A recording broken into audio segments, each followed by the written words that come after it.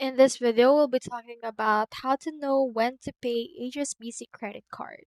So we have in here a sample of a statement from the credit card from HSBC, and here it is right here. So we have in here the account summary. The credit limit is around £2,000 and the balance is around 15.98. Debit is right here and we have the credit.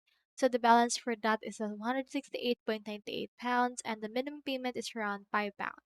So you can see in here that this one is the minimum payment and below that is the payment to be credited. So you can see in here this payment to be credited and in here is the date. So this date right here will actually be your due date wherein you just need to pay before this date right here or it will be automatically debited from that.